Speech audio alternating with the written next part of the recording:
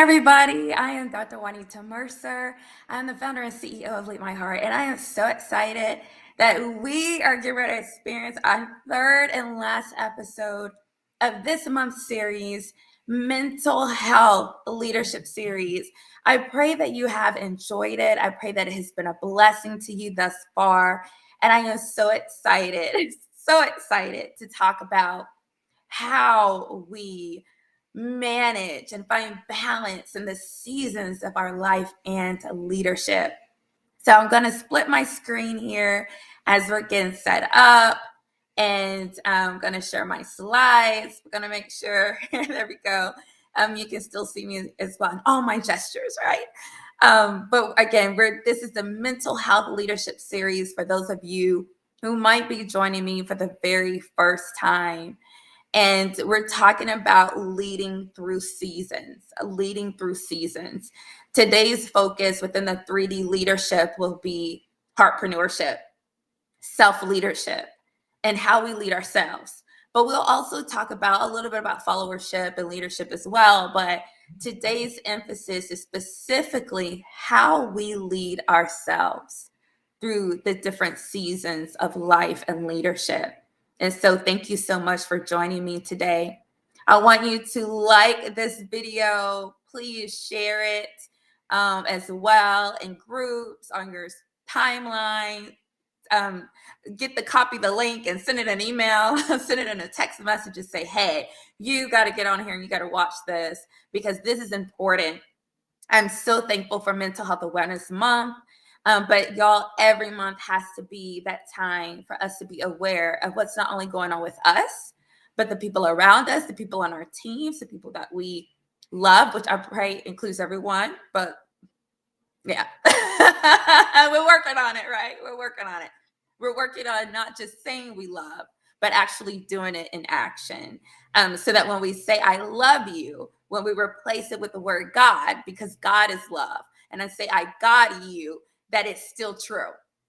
It still makes sense. And it still looks like that I'm showing up and being the hands and feet of God in your life, because that's what love truly is.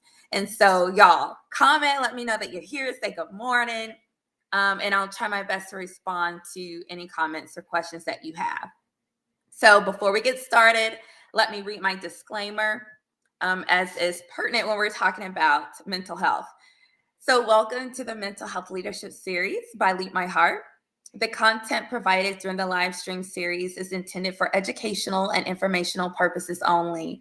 It is not a substitute for professional mental health advice, diagnosis, or treatment.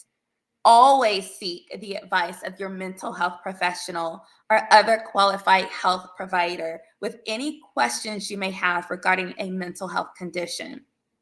Never disregard professional mental health advice or delay seeking it because of something or treatment. Let me go back a second. Never delay mental health advice or seek treatment, okay, because of something you have heard on this series.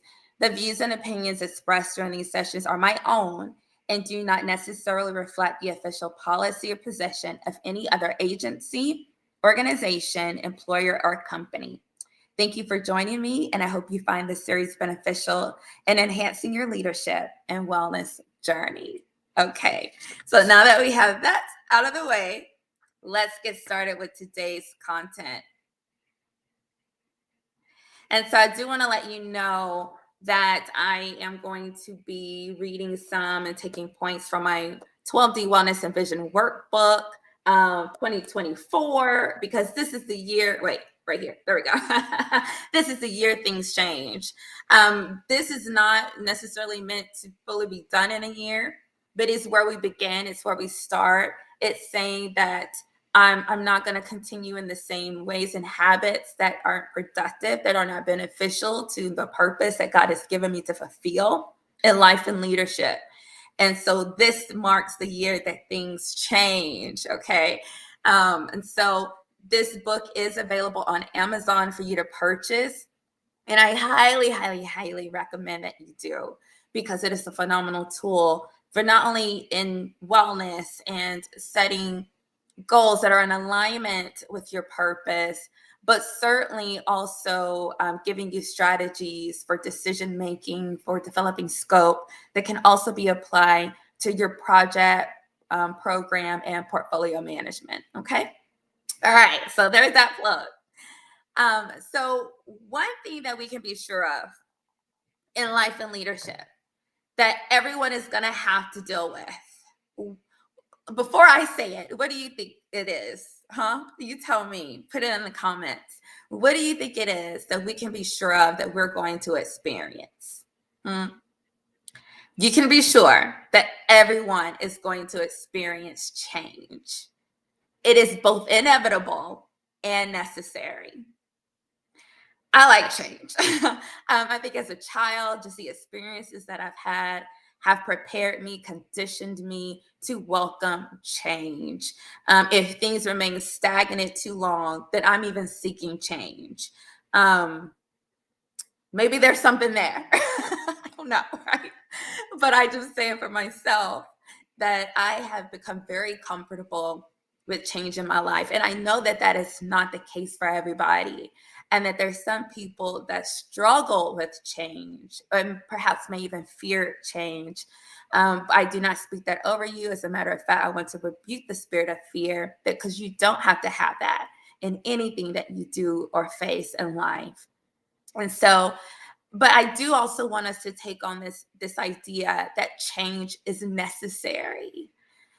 Change allows us to be able to adapt and respond and remain agile to to things that are happening to us, around us, all of that. And if we don't know how to properly respond to that, it is a major problem. Do you agree? Do you agree? Put it in the comments. It is a major problem. And so I want us to kind of shift our mindset a little bit that change is coming. Yes, it's unavoidable, it's inevitable, but it is also necessary. And we saw in the pandemic, for example, that those of us who could not respond to the change, that could not adapt, that could not, um, be flexible, we didn't make it. Not just mentally, spiritually, physically. Okay, a body's not being able to adapt and shift necessarily. People die, but also organizations too. We have businesses that went under during the pandemic and never recover because they did not change, right? Um, there's a stat that I even used in my doctoral research that has since been, I wouldn't necessarily say debunked, but it has been questioned. And that stat was saying that approximately around, like 85% of business organizations, you know, um, don't change well, or don't change, and that has since been debated a little bit. But I think there's something to us thinking that it could be true. Okay. Hi, good morning, Samantha. Thank you for joining me. I think there's something to it, right? That it could be true. And the reason that we think it could be true is because most of us, perhaps, it's not that um, we don't change well. We know that. Maybe we don't want to. Maybe we refuse to, you know? It's not something that we would even want to entertain. And so I think there's still something to the fact that we thought it was true that needs to be addressed. Um, but I certainly would say that in the work that I do, and I'm sure that you, in the work that you do and what you've experienced, you understand that organizations just primarily struggle to change well, to change well. So that brings me to this point that not there are two things that every leader has to learn to excel at. Two things. Oh, there's so many hard skills and soft skills that are necessary. Well, you know what? I just need you to do two. I just need you to do two masterfully. And that is to know how to change and communicate well, effectively, proficiently, okay? And to lead that. How do you lead change? How do you lead crucial conversations that need to be had? And as leaders, if we learn to do those two things masterfully, there's nothing you can't overcome. Nothing. Nothing. Not an issue with your team, not an issue with stakeholders, not things that are just happening in the community and things that happen to you, those threats and all of. There's nothing. There's nothing that these two things can't help you overcome. And so that's what we're talking about today with regards to seasons of life and leadership. And I want us to keep that in mind when we are looking at these different seasons. How do we change well in these seasons? And how do we communicate effectively in these seasons? Okay. So those are the two things I want us to focus on. So the 4 seasons of life and leadership model the 4 seasons that we experience every day, or, every year, should I say. Spring, summer, winter, and fall. Okay. Or fall and winter. So let's talk about that. So the first one is spring. It's spring. Often when we think about spring, it's like, oh, things are blooming, they're beautiful. You're seeing the flowers come to life, you're seeing the greenery, and it's just so beautiful. It's so warm. And I don't know about you, but I respond to spring. It's just like, wow, like, okay, this is new, it's fresh, right? We're kind of starting over in a way. And that's what spring is with regards to life and leadership.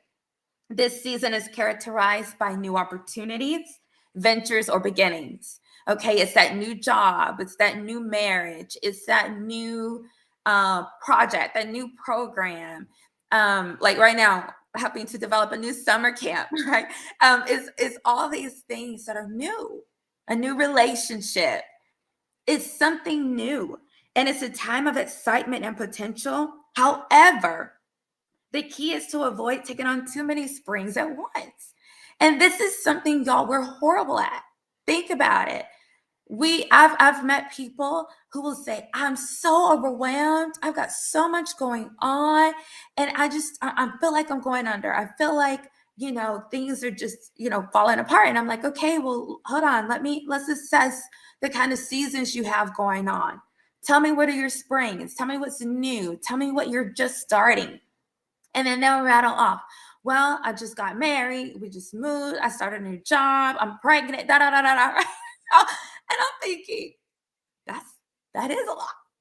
That is a lot. But who made the decision to do that? All right? We make that decision. We make the decision to take on all these springs. But what we don't realize is how much energy and bandwidth a spring takes, because it is new. You really don't know what you're getting yourself into. You don't know how to troubleshoot yet. You don't have the routine yet. You don't have the policy and procedure yet. You don't have the data to look at yet. So everything is new, and that takes so much energy from us. And so when we're in a spring, we have to realize what that requires of us mentally, physically. Springs are going to take up a lot more of your time, because you're building something new. You're going to have later nights. You're going to have earlier mornings. Are you eating better? Spring, you got to even physically think about, am I eating right? Am I drinking enough water to sustain me through this season? Now, you should remain there. But what I'm saying is, in different parts of your life, you will have springs. But be very careful not to have too many at one time. Okay? But we love springs. But they require a lot of strategic focus and planning and bandwidth. Okay? So next we have summer, where we're thriving. In this space, things are no longer new, but you have established a good routine. Now you know what you're dealing with, okay? You know who people are around you. You know your team, and you feel like more of a well-oiled machine. Okay, now you've got some data to look at and to consider. You have some habits. You see what's working, what's not working, and it's kind of going well, right? It doesn't take a whole lot of bandwidth now. You can be comfortable. You have a schedule to work with, and so everything's a lot more manageable in summer. It's a period of steady growth and productivity. So you're experiencing stability. Now you're no longer newlyweds, right? You've been in marriage about 5 to 10 years, right? But we also know around that 10-year mark, you might experience a fall. Oh, we're gonna come up to that in a second. But it's the same thing in organizations. You're building in spring, but maybe around year 9 or 10, you're experiencing summer, right? You know your clients, you know your customers, you know their behaviors, and you're responding well to them. Summer's great. Summer's great. But we have to realize the challenge in summer, though, is maintaining momentum, and to continue to nurture your projects and relationships effectively. And you're enjoying the fruits of your labor from spring. Yeah. And so summer, again, could be in your organization, it could be in your leadership.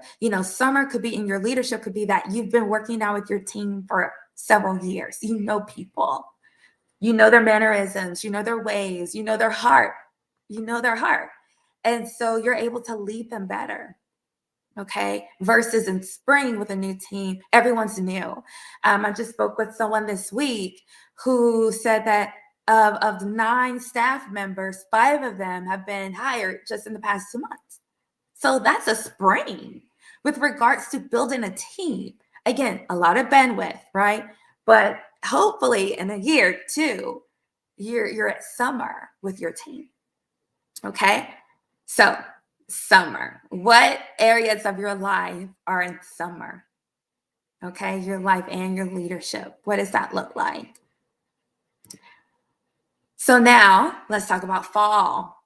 Fall, and I have the word umber here. Umber is characteristic of the browning of the season.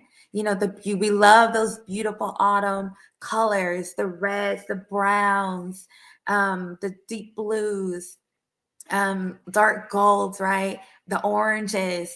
But there's something to the things browning that is signifying instability. Something's off, right? You may or may not know exactly what is off. And then you can go to the 12 elements of alignment, one of my strategies in the workbook that can help you identify what's off. But something's not quite right. And this season, new challenges or issues are coming up that you weren't prepared for, and you're learning how to deal with that. It could be a time of transition or reevaluation. For example, in your organization, maybe you're coming up for recertification. Maybe you're coming up for program evaluation, and it's doing the work to get through that. But once you're over it, it's like, okay, now we can go back to summer. Or maybe because of the results of the evaluation, it could take you into the next season, which we're going to talk about in just a second. But it's a time for problem solving and innovation. How are you going to get over this hump? How are you going to get beyond it? How are you going to fix it? How are you going to get back to the routine? How are you going to get back to knowing what's happening and being comfortable with what's going on? And it's also ensuring you that you're prepared for the next stage. Why? Because problems are always coming.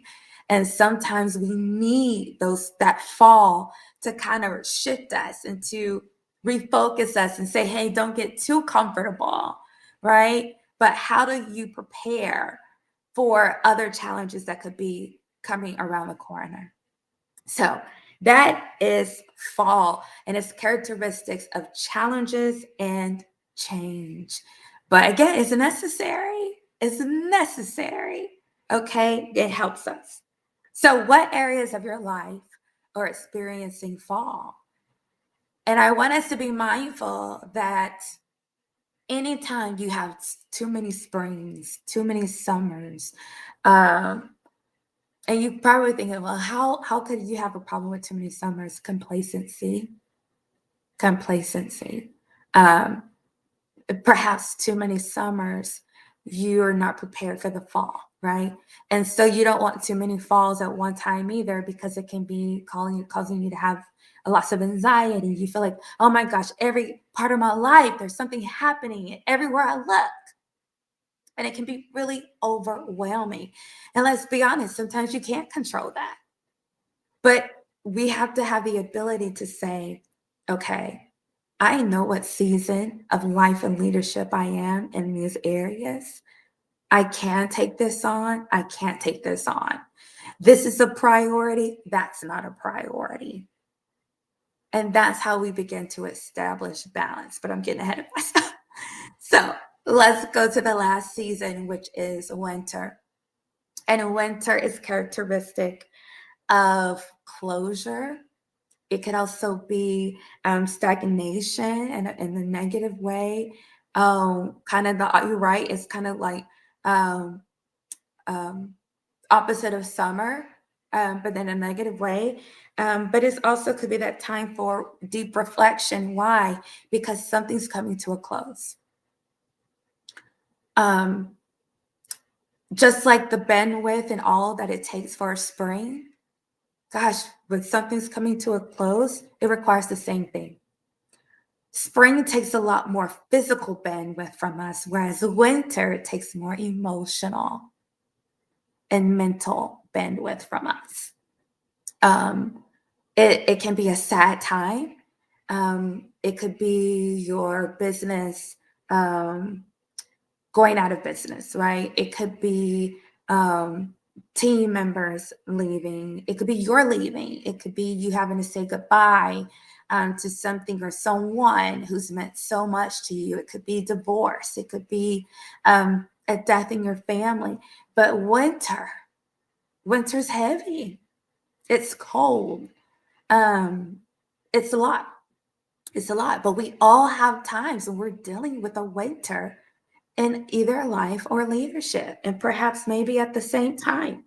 It's a tough season marked by stagnation or lack of visible progress. It can be a period of introspection and reflection, but the crucial aspect in winter is not to give up. This is a time for resilience, for persistence, for recharging and planning your next steps. Okay. And let's be honest, in the midst of winter, you're also planning for a spring, because as something comes to a close, something new is beginning.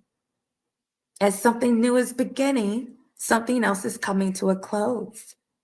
And so we have to be very mindful of that. And when it comes to in leadership, just as in life, understanding these seasons helps you respond appropriately to each phase. And it's about recognizing that each season serves a purpose and contributes to overall growth and development. Okay. So, again, that's from my workbook, the 12D Wellness and Vision. Okay. And it's available on Amazon. So, just to reemphasize one of the things I talked about, y'all, springs and winters is going to require the most energy from you. It's heavy. It's heavy. And even though springs are exciting, they're heavy. They're just as heavy as the winters. And so when it comes to leading through these seasons, we have to be so cognizant of effective communication. Effective communication. Because I remember, we got to learn how to change. And that's already understanding what season we're in and what that requires of us. So then now let's think about, how do we communicate our 100%, right? What does that look like? At one season of my life, I was working full time with a grant program, and working with a grant program, things are always changing. You feel like you're always in a spring. It's always some new camp, some new program, some new initiative, some new service, right? So working full time with that, was also working with a team to plant a church, as one of the executive leaders and founders of this ministry, which we're 9 years old. Yay! Going into our 10th year. Um, Well, we just started our ninth year. I apologize for that. It just seems like, gosh, this year's moving so fast already. I was doing that as well. I was also full time in a doctoral program, taking like 3 classes at a time. And for anyone who knows or has been in an doctoral program, you know that typically even one class is the equivalent of 9 hours. Um, so that was my load on top of being trying to be a good daughter, trying to be a good sister, right? Trying to fulfill all these roles in my life that I couldn't just suspend. And so I had a lot going on. And the very first thing that I did was assess where I am in my life and what my 100% looks like. And I went to every person I was submitted to, every person I was accountable to, supervisors, my pastor, the teams I was working with, because my colleagues, I'm accountable to them too. Even my teachers, because I wanted them to understand who I was as a student. And it wasn't saying that I'm going to slack. I just wanted them to have some schema, some knowledge, some understanding as to who I was, that I was more than the student sitting in front of them, but I had all these other roles to fulfill as well. Because this is the thing. You can say you're going to give 100%, but you have 100% to give. I have 100% to give to life. I can't give, this 100% and that 100%. That's not my mindset. And I really don't want it to be yours. You have 100% to give. You have one life to live. Yeah, I heard that too. One life to live. You have one life to live. And you have all these roles to fulfill. So you got to go to the people that you're accountable to and say, in this season, it won't always be like this. But in this season, this is what my 100% looks like. This is what you can expect from me. And how can we work together to ensure that you're still getting what you need from me while also understanding this season of my life and what my best looks like? Because excellence and giving your best is conditional. It is fluid, it's agile. It's based on what's going on. It's based on your seasons. It's based on your environment. It's based on a lot of things. And so, how do we have to communicate that effectively? And you know what happened? Because I communicated all of that effectively, I didn't have one issue. I never had anyone give me attitude or feel like I wasn't giving my all because we had a conversation. We had a conversation. And I was able to fulfill everything I needed to. I was able to excel in every area of work and ministry and my doctoral studies, with my family, like all of it. And no relationships, no bridges were burned. So if anyone can tell you that this works and this is the right mindset to have and acquire that whole life balance that you seek, I've done it. I'm doing it. So when actually 2 people have recommended that I apply for this job and another job. I'm like, another job. And I had to step back and say, that wouldn't be smart, because that job is a construction site. It's a spring. And even though I know I could do the job and I appreciate other people believing that I could do the job, I got a lot of springs happening in life right now. A lot of springs. And it just would not be wise or even advantageous to me or that organization for me to do that. Especially also been on a learning curve with it being within a sector that I'm not familiar with, right? And so that's good heartpreneurship. That's effective self-leadership when we take the time to acknowledge these things. Okay. So that is how we can lead through seasons, y'all. So that comes to the end of today's episode and also this mental health leadership series. And I want to know, if you have any questions, please leave them in the comments section and let me know, and I'll certainly respond to you. And then what's your takeaway from today's episode? What was that aha moment? What was that thing that you hadn't considered, but it's something that you're going to move forward with, keeping at the forefront of your mind in decision making, and heartpreneurship, that self leadership, but also how you lead others and how others lead you.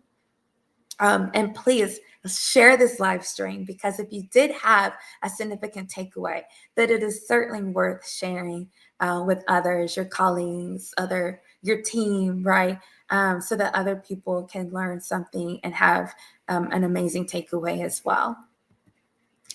So y'all, I just want to remind you also that in addition to the 12-day Wellness and Vision Workbook that is available on Amazon for you to purchase for $25, you can also order your copy of When Leaders Love. It is a 31-day devotional that is going to help you to unleash the transformative power of love in leadership, y'all, because that is a powerful force. Love. And we don't talk enough about love in leadership. So go get your book. And then when you get it and you read it, please commit to a 31-day challenge. Read the book every day. Do the action items. Pray over your leadership. And then please come back and tell me the transformative experience that you had and how it affected not only you, but your team and your organization, because it will. And then also join me for the last for this season at least, from Thursday, June 27th from 10 to 2 p.m. at Meals on Wheels San Antonio. Registration is required, and it's only $50, y'all. And I guarantee you when you leave, you're going to say, that was a steal. That was a token of appreciation. So please join me, invite others to come with you, and let's have an amazing time exploring our purpose, understanding what wellness and it looks like, and establishing vision for our life and leadership. So y'all, if you want to reach out to me, please do so by visiting leadmyheart.com, texting, or leaving a voicemail at 210-504-8070, or follow me at Lead My Heart 2022, Facebook, LinkedIn, YouTube, Instagram. I'm there.